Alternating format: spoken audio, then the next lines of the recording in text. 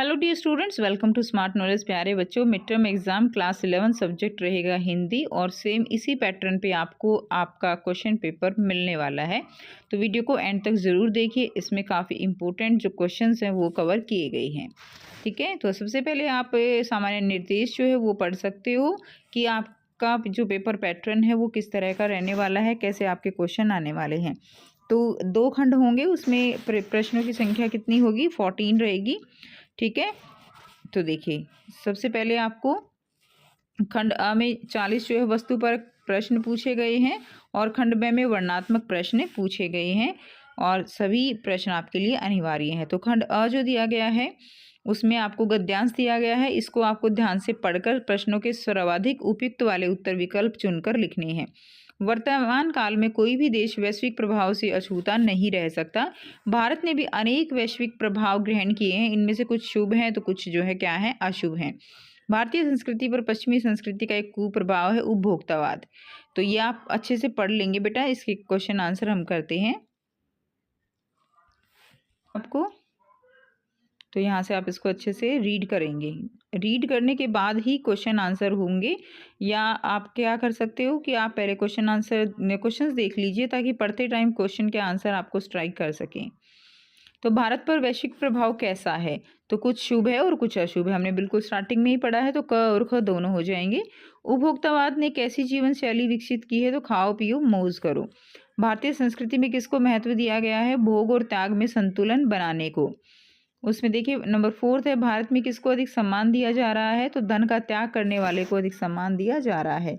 Question number 5 है, पाश्चात्य जगत पर किसका अधिक प्रभाव है? तो उपभोक्तावाद संस्कृति का जो है पाश्चात्य जगत पर अधिक प्रभाव है।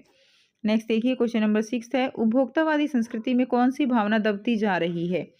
तो घ आंसर आ जाएगा। परोपकार की भावना, अहिंसा की भावना, त्याग की भावना, ये सभी जो है दबती जा रही हैं। नेक्स्ट है क्वेश्चन नंबर 7, इस नई संस्कृति ने मनुष्य को क्या बना दिया है? तो हिंसक, मशीन, स्वार्थी, ये सभी जो गुण हैं ये मनुष्य के जो है गुण हो चुके हैं, तो उपयुक्त सभी आ जाएगा। नेक्स्ट देखिए 8 है, उपभोक्तावादी संस्कृति में सबसे अधिक दुर्गति किसकी हुई है? तो इसमें आ जाएगा आपका नारी की दुर्गति हुई है। उपभोक्ताओं को किसके लिए जागरूक बनाना जरूरी है? तो अपने अधिकारों के प्रति जागरूक बनाना जरूरी है। उसके बाद गद्यांश का सर्वाधिक उपयुक्त शीर्षक कौन सा होगा? तो शीर्षक रहेगा उपभोक्तावादी संस्कृति। ठीक है, उसके बाद नेक्स्ट देखिए क्वेश्चन नंबर 2 दिया गया है, पद्यांश को पढ़ना है और सर्वाधिक उपयुक्त वाले उत्तर विकल्प चुनने हैं और 8 नंबर का ये क्वेश्चन आपका रहेगा। बिन बैसाखी अपनी शर्तों पर मैं बदमस्त चला, सब्ज बाग को दिखा दिखा दुनिया रह रहे मुस्काई, कंचन और कामनी ने भी अपनी छटा दिखाई, सतरंगे जग के सांचे में मैंने कभी डला। चिंगारी पर चलते चलते रुका झुका न पलछिन, गिरे हुए को राह उठाता गले लगाता अनुदिन।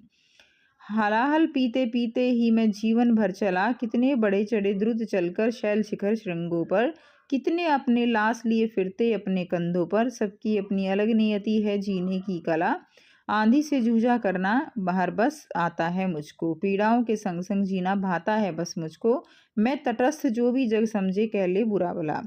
तो सतरंगी संसार कवि को मोहित न कर सका, क्योंकि उसको केवल किससे प्यार है? अपने सिद्धांतों से प्यार है। तो ग आंसर हो जाएगा।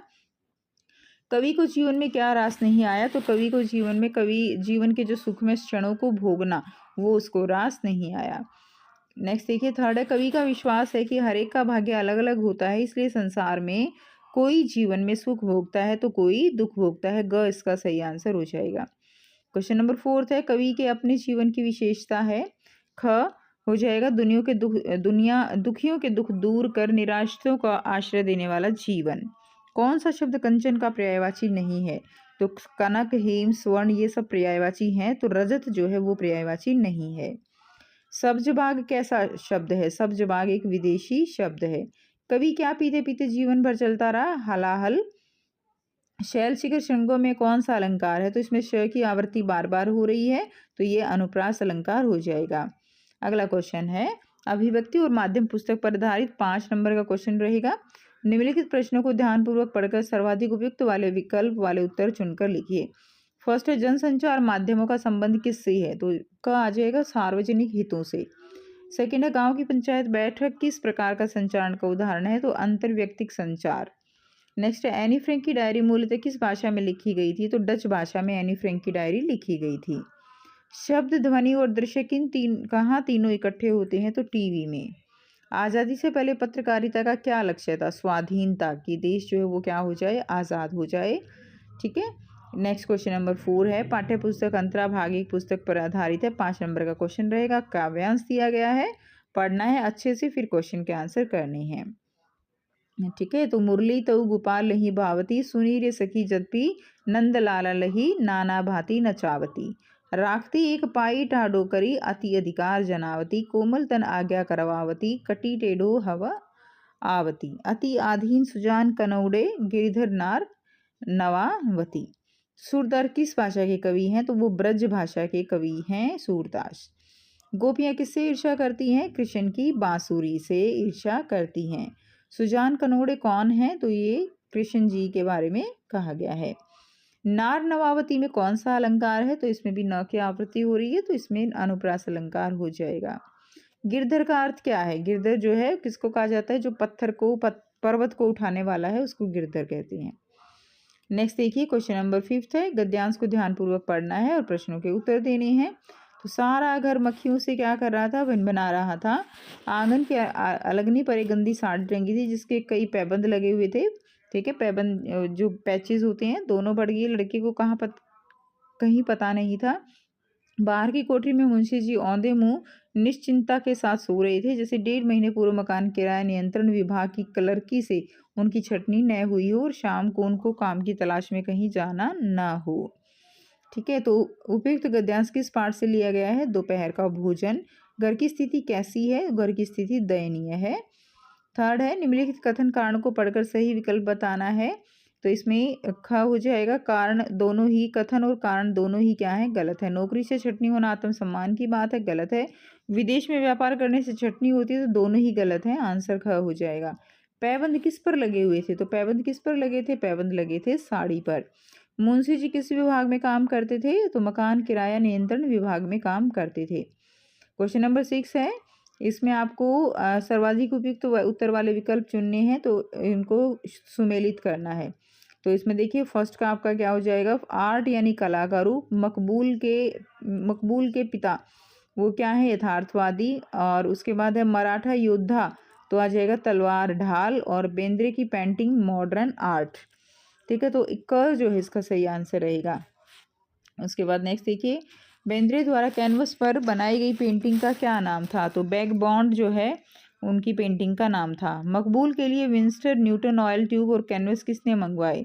तो ये सब उसके पिता ने उसके लिए मंगवाए थे। दादा की मृत्यु के बाद हुसैन किस स्थान पर बैठकर रोता था? तो दादा के बिस्तर पर बैठकर रोता था। मकबूल ने गांधी जी का पोर्ट्रेट ब्लैक बोर्ड पर कब बनवाया?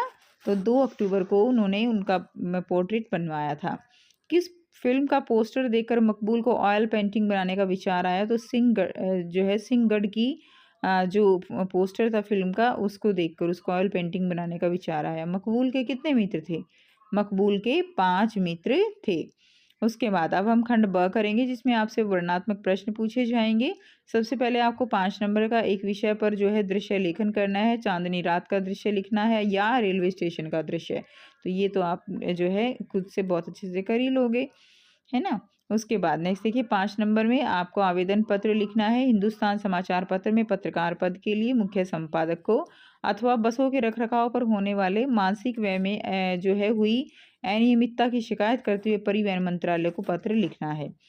उसके बाद ख देखिए 3 नंबर का क्वेश्चन रहेगा। विद्यालय की क्रिकेट टीम का सदस्य चुनने के लिए खेल शिक्षक की अध्यक्षता में होने वाली बैठक की कार्यसूची बतानी है, या स्वतंत्रता दिवस समारोह मनाने के लिए प्रधानाचार्य की अध्यक्षता में विद्यार्थी कार्यकारिणी की बैठक संपन्न हुई, इसका कार्यवर्ग तैयार करना है। उसके बाद प्रश्नों के उत्तर हैं जो आपको लगभग 60 शब्दों में देने हैं।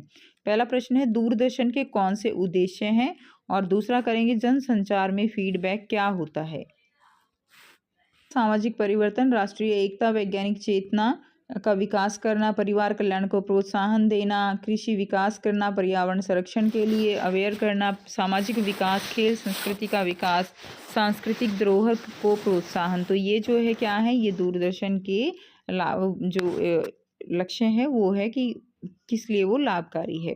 ठीक है, अगला जो क्वेश्चन हमने किया, अगला क्वेश्चन हमारा क्या है, जनसंचार में फीडबैक क्या होता है।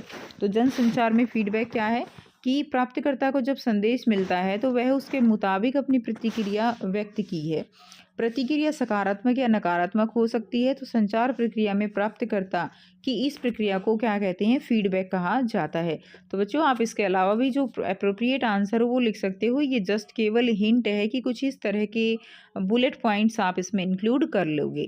उसके बाद नेक्स्ट देखिए, के बाद क्वेश्चन नंबर 9 के बाद क्वेश्चन नंबर 10 दिया गया है। इनमें भी आपको किन्हीं 2 प्रश्नों के उत्तर करने हैं। फर्स्ट जो क्वेश्चन है, संध्या के समय प्रकृति में क्या क्या परिवर्तन होते हैं। संध्या के बाद कविता के आधार पर लिखना है। सेकंड, शाम होने पर कौन कौन घर लौट पड़ते हैं। और थर्ड देखेंगे, कृष्णों के अधरों की तुलना सेज से क्यों की गई है। के समय जो है प्रकृति में क्या क्या परिवर्तन होते हैं। तो सूर्य की किरणें वृक्ष के पत्तों पर पड़ने से उनका रंग जो है वो तांबई, और झरनों से बहने वाले जल का वर्ण जो है वो कैसा हो जाता है, स्वर्णिम हो जाता है। ठीक है, और किनारों की रेत में धूप छां बनती है, और सूर्य डूबने से प्रकृति का परिवेश जो है वो क्या हो जाता है, वो बदल जाता है। उसके बाद नेक्स्ट देखिए, संध्या के शाम होने पर कौन घर लौट पड़ता है। तो शाम होने पर संध्या के समय जो गायें हैं वो घर लौटती हैं। मेहनत के बाद थके किसान घर लौटते हैं। व्यापारी जो है वो नाव द्वारा घर लौटते हैं। तीसरा क्वेश्चन था कि कृष्ण के अधरों की तुलना वो जो है सेज से क्यों की गई है। तो कृष्ण के अधरों की तुलना सेज से क्यों की गई है। गोपियों द्वारा मुरली को क्या कहा गया है, सौतन कहा गया है। और सौत और अधर को जो है क्या है, अधर को सेज मानना। कृष्ण के अधर सेज के समान कोमल हैं, और मुरली का श्री कृष्ण के होठों रूपी सेज पर टिके रहना, ठीक है, आदि। तो ये बुलेट पॉइंट्स आप इसमें लिख देंगे। नेक्स्ट देखिए, निम्नलिखित में से किसी एक काव्यांश की सप्रसंग व्याख्या करनी है। ठीक है, तो शंख घंट बजते मंदिर में, तो ये कंप्लीट आपको काव्यांश दिया गया है जिसकी आपको व्याख्या करनी है, अथवा उसमें से और इसमें से आपको जो है चॉइस दी गई है। तो ये आप अच्छे से कर ही लेंगे बेटा, आपने सारे चैप्टर अच्छे से पढ़े ही हुए हैं। क्वेश्चन नंबर 12 है, निम्नलिखित में से किन्हीं 2 प्रश्नों के उत्तर देने हैं आपको। हामिद की किन्हीं 3 चारित्रिक विशेषताओं का वर्णन करना है। और सेकंड क्वेश्चन क्या है, हमें दिव्यांगों के प्रति कैसा व्यवहार करना चाहिए। गूंगे पाठ को केंद्र में रखकर आपको ये बताना है। तीसरा क्वेश्चन है, सिद्धेश्वरी ने अपने किस पुत्र के लिए रामचंद्र से झूठ बोला और क्यों। तो तीनों क्वेश्चन के आंसर हम देखेंगे। चारित्रिक विशेषताएं क्या है, तो हामिद एक तर्कशील बालक है, तर्कों से साथियों को पराजित कर देता है। बालक बहुत समझदार है, व्यर्थ की चीज़ें बिल्कुल नहीं खरीदता। आत्म नियंत्रण है, दादी के प्रति अत्यंत जो है वो क्या है, संवेदनशील है। तभी मेले से क्या लेकर आता है, दादी के लिए चिमटा जो है वो लेकर आता है। तो जो ये सारे पॉइंट्स आप लिख देंगे। कैसा व्यवहार करना चाहिए। कोई भी मनुष्य अपने आप में पूर्ण नहीं है, हम सभी में कोई ना कोई कमी जो है वो अवश्य होती है।